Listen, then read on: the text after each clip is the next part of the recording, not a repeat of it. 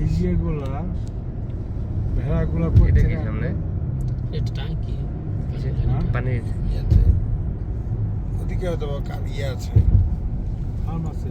Farm আছে। সাদা সাদা একবারে।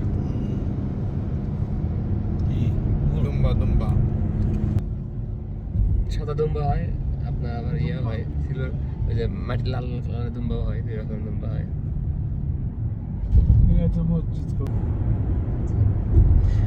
সবচেয়ে বড় বিষয় সৌদি আরবের সবচেয়ে সুন্দর বিষয়টা হলো মসজিদ। যে কোনো মসজিদে গেলে নামাজ পড়ে খুব শান্তি লাগে, মসজিদের কার্পেটের কারণে।